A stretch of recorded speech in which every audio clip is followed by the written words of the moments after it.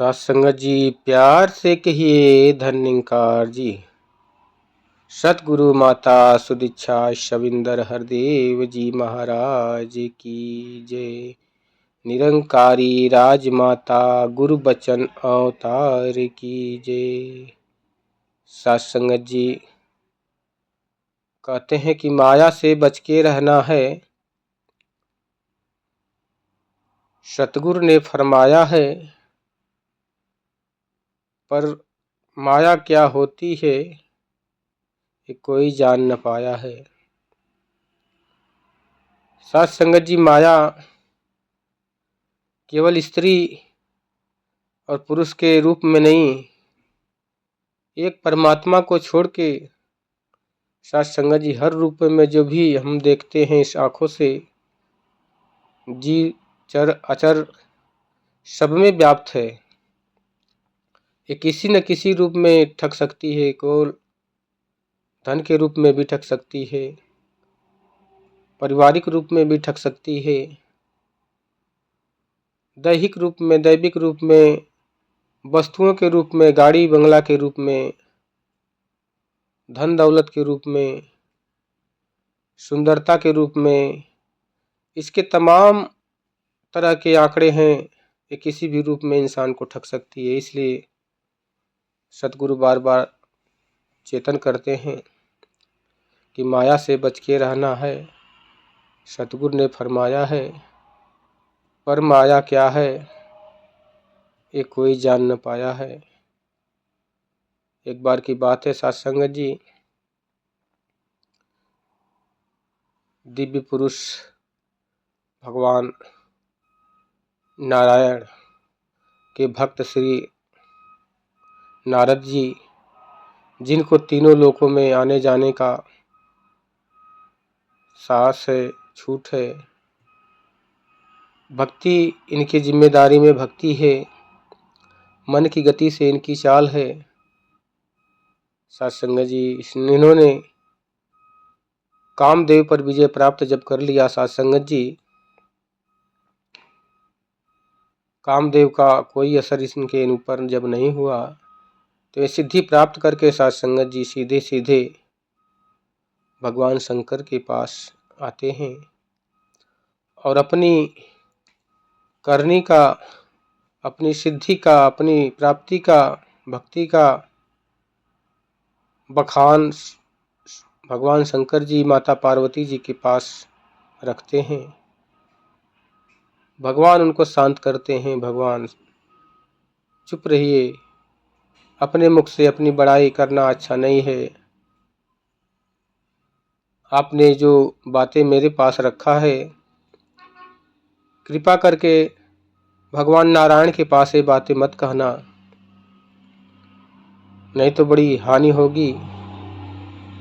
साथ संगत जी, भगवान नारद जी के मन के अंदर बड़ा ग्लानि हुआ कि जो कार्य देवी देवता नहीं कर पाए, मैंने वो कार्य को सिद्धि प्राप्त कर लिया, फिर भी मेरे ऊपर परमात्मा भगवान शंकर जी बड़ाई न करके मुझे मना कर रहे हैं कि किसी को बताना मत। उनके मन के अंदर थोड़ा दुख हुआ। कुछ देर विश्राम करके उन्होंने जब वहाँ से चलते हैं और भगवान नारायण के यहाँ क्षीर सागर में पहुँचते हैं, जहाँ भगवान नारायण विराजमान हैं। साथ संगत जी, जब वहाँ पहुँचते हैं तो भगवान बड़े दौड़ के आगे उनका स्वागत अभिनंदन करते हैं कि हो भाग्य मेरे जो आप जी पधारे। क्योंकि भगवान को तो पता था, जब शंकर जी के पास से चले उनको खबर हो गई, क्योंकि घटघट वासी हैं, ये दिल के धड़कन से भी न्यारे हैं, इन्हें हर बात मालूम हो जाती है कि इंसान क्या करने वाला है, और कराने वाले भी यही होते हैं साथ संगत जी। अब उन्होंने, भगवान नारद जी ने भगवान नारायण के पास अपना सारा वृतांत सुनाया। भगवान उनकी खूब वाहवाही, खूब बड़ाई किए कि हाँ क्यों नहीं, आपके जैसा तीनों लोक में कोई भक्त नहीं है जो इस काम पर विजय प्राप्त कर ले। आप महान हैं, आपके जैसा कोई नहीं है। खूब उन्होंने बढ़ा चढ़ा के उनका अभिनंदन स्वागत किया। साथ संगत जी कुछ देर के बाद जब वहाँ से वो अपने मंजिल की तरफ चलते हैं तो साथ संगत जी भगवान की रचना है। परमात्मा अपने भक्त के अंदर अहंकार को जन्म नहीं देने देता, अहंकार को टिकने नहीं देता। वो किसी न किसी रूप में उस भक्त को बचाने की कोशिश करता है, चाहे उसके लिए कुछ भी करना पड़े। सतगुरु और निरंकार का यही कार्य होता है, अपने भक्त को अहंकार से दूर रखना, क्योंकि अहंकार ही वो बीमारी है जो भक्ति को जलाकर खाक कर देती है। साथ संगत जी अब नारद जी चलते हैं, साथ संगत जी चलते चलते कुछ दूर चलते हैं तो एक माया की नगरी परमात्मा ने बसा दिया रास्ते में ही। इसमें एक राजा हैं, निधि देश के राजा। उनकी एक सुंदर कन्या है जो जवान है, शादी की योग्य है। वो कन्या के साथ बैठकर कुछ विचार कर रहे हैं और मार्ग में ही उनका महल है। रास्ते से जाते आते सभी देखते हैं उनके महल को। 14 कोस की नगरी बसाए है। साथ संगत जी भगवान नारद जी उसी मार्ग से जाते हैं और जैसे ही दृष्टि उस भवन पे पड़ती है, राजमहल पे, उसकी बनावट इतनी सुंदर थी कि मन को मोह लेती थी। साथ संगत जी जब उसके द्वार गेट पे दृष्टि जाती है नारद जी की तो राजा देखते हैं, नारद जी को दौड़ के आते हैं, भगवान आपने मेरे नगर में पांव रखा, हमारी नगरी आज धन्य हो गई। कृपा करके कुछ जलपान कर लीजिए, विश्राम कर लीजिए कुछ देर के लिए, फिर जाइए। साथ संगत जी वो पकड़ के लेके जाते हैं, अपने सिंहासन पर बैठा देते हैं। बैठाने के बाद कुछ जलपान स्वागत होता है। इसके बाद साथ संगत जी राजा कुछ चिंतित नजर आते हैं। नारद जी कहते हैं, भगवान आप इतना महान राजा होकर आपके मन के अंदर कुछ चिंता व्याप्त हो रही है। बोले क्या कहूँ महाराज, एक सुंदर कन्या जो मेरे है उसका शादी करने का योग्य वर नहीं मिल रहा है, मैं इसी बात से बहुत चिंतित हूँ, थोड़ा उसका भाग्य देख लीजिए।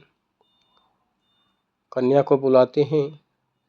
भगवान नारद की दृष्टि जो ही कन्या के मुख के ऊपर पड़ती है, चेहरे के ऊपर, वो स्तब्ध रह जाते हैं। उसको देख के वो इतना मोहित हो जाते हैं कि वो अपने सुध बुध खो देते हैं। साथ संगत जी अब जो बातें भाग में लिखी है वो बताना चाहिए, कुछ और ही बताते हैं। कहते हैं साथ संगत कि इसको नारायण के जैसा पति मिलेगा। लेकिन साथ संगत जी मन के अंदर अपने उनको चाहत हो रही है कि मैं ही इसे प्राप्त कर लूं। उनको रहा नहीं जाता, इतनी मन की व्यग्रता तीव्र हो गई। अब उन्होंने सोचा कि इस रूप में तो मुझे कन्या वरण नहीं करेगी। फिर से भागे भागे वो विष्णु जी के पास जाते हैं और भगवान ने देखा तो कहा क्या बात है बताइए। कहते हैं भगवान आप कुछ देर के लिए अपना स्वरूप जो है मुझे प्रदान कर दीजिए। भगवान सब कुछ रचना उन्हीं की है, दे देते हैं कि जाओ मैंने तुम्हें हरि का रूप दे दिया। अब खुशी खुशी साथ संगत जी नारद जी जाते हैं और वहाँ पे राजाओं की महफिल सजी है। कन्या को वर चुनने की अनुमति मिल चुकी है। अब उस भीड़ में नारद जी सबसे आगे जाके बैठते हैं कि कहीं ऐसा न हो कि मेरा नंबर पीछे पड़ जाए। सबसे आगे वाली कुर्सी पे जाके विराजमान होते हैं। साध संगत जी, भगवान नारायण ने 2 दूत भेजे थे कि समय आए तो इनको चेत करा देना। अब साध संगत जी, वानर का मुख इनका हो गया था, लेकिन स्वयं से देख नहीं पा रहे थे। दोनों दूत अगल बगल बैठे थे, इनकी हंसी उड़ा रहे थे, लेकिन उनकी बातों पर ये ध्यान न देकर उस कन्या के चेहरे की तरफ ही बार बार देखते जा रहे हैं। जैसे ही वो हार लेके आती है इनके पास, फिर चली जाती है। फिर बड़े गौर से उसको देखते रहते हैं। सारे राजाओं के पास जाती है, लेकिन किसी को वरण नहीं करती। फिर इनके पास आके खड़ी होके साध संगत जी वो हार उठाती है डालने के लिए। अब इनको महसूस हो गया कि ये हार मुझे ही पड़ रहा है। इन्होंने खुशी से आंखें बंद कर लिया और इंतजार कर रहे हैं कि अब तो मेरे गले में हार पड़ ही रहा है। जैसे ही आंखें बंद हुई, साध संगत जी, भगवान नारायण ने एक सुंदर पुरुष का रूप धारण करके उस कन्या के हाथों से वर पहन लिया और कन्या को लेके चले गए साध संगत जी।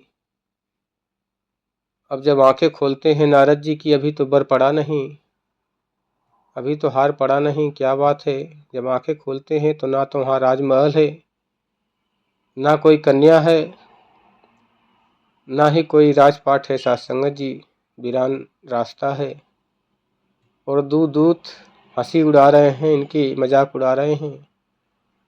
कहते हैं कि चले हैं शादी करने, पहले अपना आईने में मुख देख के आओ। अब क्या था, साध संगत जी दौड़े दौड़े जाते हैं। पानी के अंदर झांक के जब अपना चेहरा देखते हैं तो मुख बंदर का,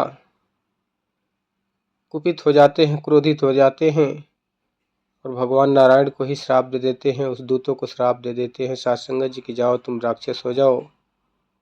कहते हैं साध संगत जी की वही दोनों दूत रावण और मेघनाथ बनते हैं। साथ संग रावण और वह कुंभकर्ण बनते हैं साध संगत जी दोनों। तो साध संगत जी, क्या सच्चाई है दास को पता तो नहीं है, लेकिन शास्त्रों में जो निहित है साध संगत जी, उसके हिसाब से इस कहानी से हमें तात्पर्य ये होता है कि सतगुरु हमें बार बार अगर कोई गीत गा देता है तो दास देखा है, जब से ज्ञान लिया है समागम में भी देखा है कि कोई कितना सुंदर गीत गा दे, कोई कितना सुंदर विचार रख दे, सतगुरु कभी उसकी बड़ाई नहीं करते। साध संगत जी, कभी मैंने ये नहीं देखा कि सतगुरु वाह वाह किए हों किसी महात्मा का। दास इस पे बहुत दिनों तक चिंतित होके मन को सोचने लगा कि आखिर में इतने सुंदर सुंदर भजन भक्त रखते हैं संत महापुरुष, लेकिन सतगुरु कभी बड़ाई नहीं करते, क्या बात है। जब विचार यहाँ तक पहुँचा ध्यान साध संगत जी, तो बातें यही समझ में आई इस कहानी से कि सतगुरु महान हैं। अगर वो अपने मुख से किसी संत की बड़ाई कर देंगे तो संत अहंकार से भर जाएगा, उसे अहंकार से बचाना बड़ा मुश्किल हो जाएगा, क्योंकि वो उस बहाव में तेज गति से बह जाएगा और भक्ति से दूर हो जाएगा। एक महात्मा कहते हैं कि संत के जीवन में सबसे बड़ा